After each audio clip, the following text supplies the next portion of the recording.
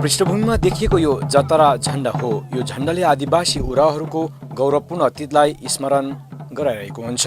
हरेक वर्षको फागु पूर्णिमामा उरावहरूको भूक्षेत्रमा यसरी नै जतरा झण्डा फहराएर उत्सव मनाउने प्रचलन रहँदै आएको छ।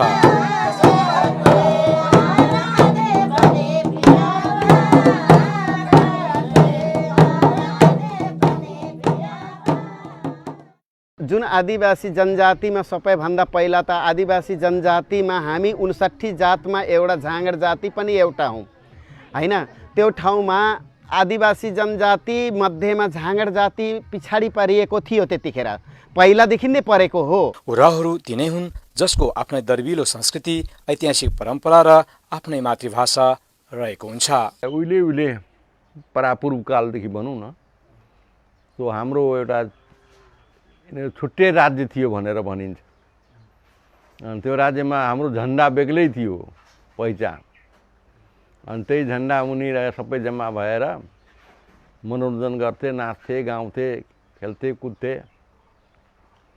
अनि त्यसलाई विसर्जन गर्ने बेलामा गाँजा चढाउँथे, अनि त्यो परेवाहरू चढाउँथे। अनि तपाईँलाई यहाँ एउटा महोत्सवकै रूपमा मनाउने गरिन्थ्यो। पुर्खाको त्यही विरासतलाई निरन्तरता दिन उराव समुदायले जतरा पर्वलाई वीरताको गाथा गाउँदै उत्सवमय बनाउने गर्दछन्। यहाँ सुनसरीको दुहबी स्थित उराव गाउँमा अमूर्त संस्कृतिको अभ्यास भइरहेको छ।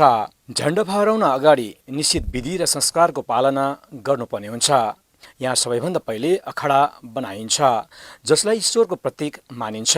यही खम्बामा जतराको झण्डा बाँधेर ठड्याइन्छ।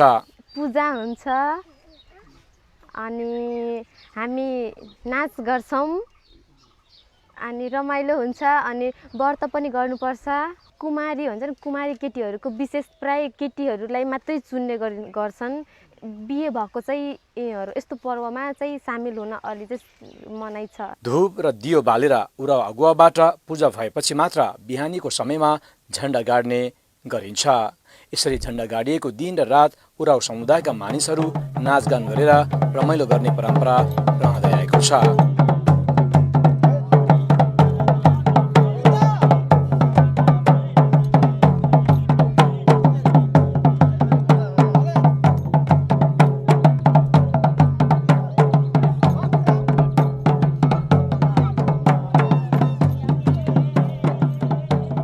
यसको भोलिपल्ट बिहान परेवाको बलि दिएर जतरा पर्वको समापन गरिन्छ।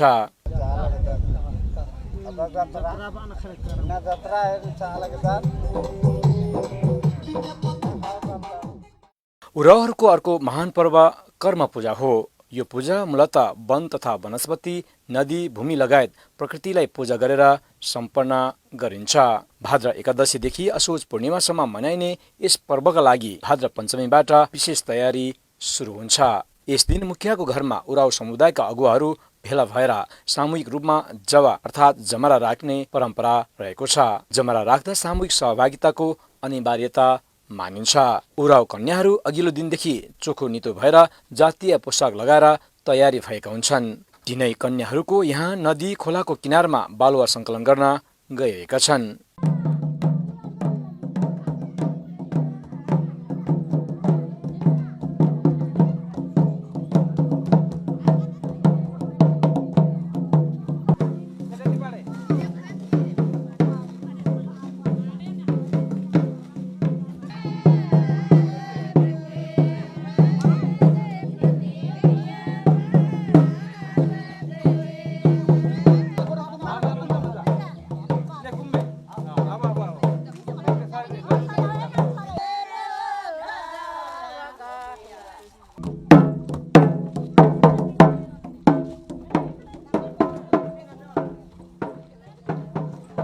यसरी ल्याएका बालुवामा मकै, गहुँ, जौ लगायतका 7 प्रकारको अन्नलाई मिश्रण गर्ने गरिन्छ।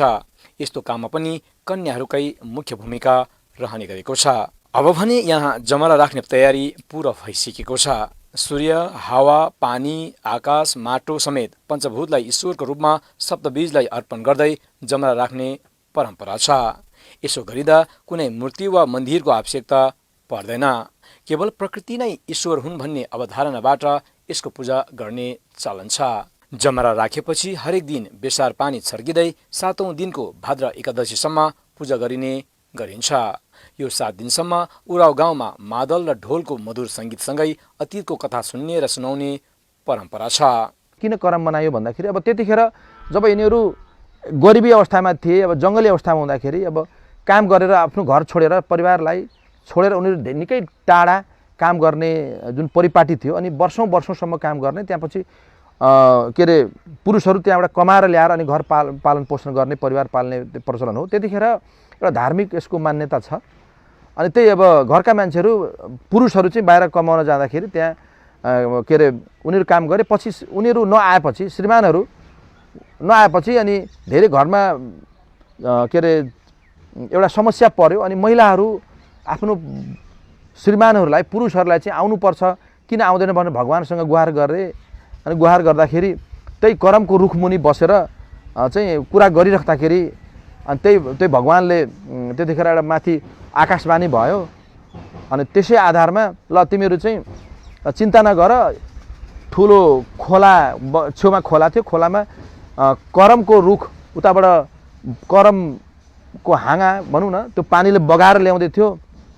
त्यसमा चाहिँ तिमीले करमको के अरे त्यो हाँगालाई पूजा गर्यो भने के अरे तिमीहरूलाई चाहिँ श्रीमान के अरे तिमीहरूको सबै घर परिवारका मान्छेहरू आउँछन् विदेशबाट सकुशल अनि तिमीलाई सुख शान्ति हुन्छ भन्दाखेरि त्यही आकाशवाणीको आधारमा पछि करमको रुख त्यही पानीमा बगेर आउँदाखेरि त्यसैमा चढेर पार पनि भए र त्यो करमको हाँगालाई उनीहरूले पूजा गरेपछि चाहिँ सुख शान्ति भयो भनेर एउटा त्यो एउटा परापूर्वकालको एउटा मान्यता छ। त्यसको आधारमा नै त्यसलाई मनाउने गरिन्छ। यो पर्व उराव समुदायको इतिहास, परम्परा र संस्कृतिलाई पुस्ता हस्तान्तरण गर्ने पर्व पनि हो। सामाजिक एकता, सद्भाव र सहिष्णुताको पर्व हो। भाद्र एकादशी कर्म पूजाको विशेष दिन हो। एकादशीका दिन कगडो पुप टिप्न गीत गाउँदै खेततिर जाने प्रचलन छ। उरावहरूको लागि कर्म अर्को महत्त्वपूर्ण पूजनीय वृक्ष हो।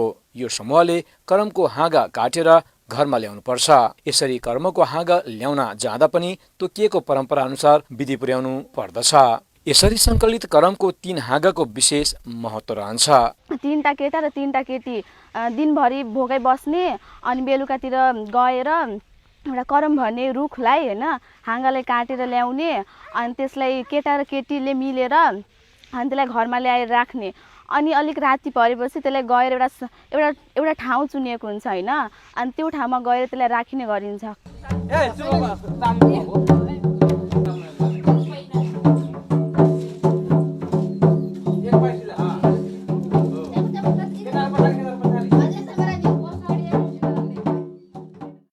यो पर्वको अवसरमा घर घरमा विशेष प्रकारको पकवान पाक्ने गर्दछ।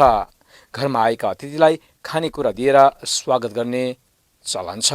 अब करमको पूजाको मुख्य विधि सुरु हुन्छ। करमको हाँगा लिने 3 जना कन्या यहाँ तयार भइसकेका छन्। परम्परागत नाच नाच्दै स्थानीय बासिन्दाहरू करम अखाडातर्फ यहाँ अगाडि बढिरहेका छन्।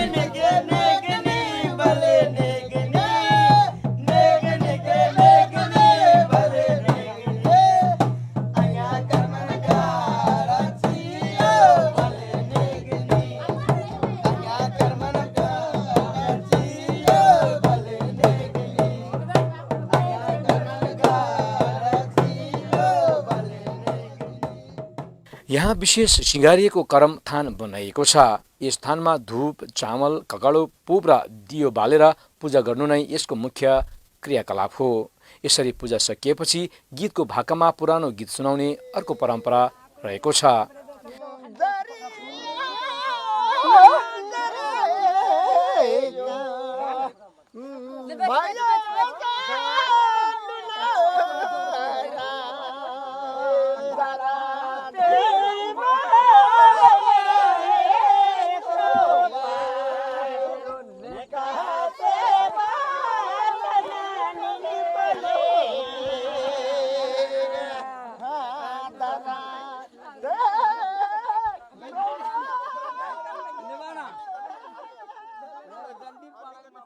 करम पूजाको आज अन्तिम दिन हो। यहाँ करम पूजा विसर्जन गर्ने तयारी भइरहेको छ। करम पूजा विसर्जन गर्न अगाडि धूप र दियो बालेर करमको हाँगालाई उखाल्ने काम हुन्छ। यसरी उखेलिएको करमको हाँगा र जमरा लगायतका सामान बोकेर घर घरमा गीत गाउँदै सुख समृद्धिको सन्देश प्रदान गर्नु यस पर्वको अर्को उल्लेखनीय पक्ष हो। यसले पर्व र अग्रजको ज्ञान पुस्ता हस्तान्तरण हुने उराव समाजको विश्वास रहेको छ। यसरी गाउँको घर घरमा नाच्दै नदी तलाउ वा खोलामा गएर करमलाई विसर्जन गरेपछि करम पूजाको समापन हुन्छ।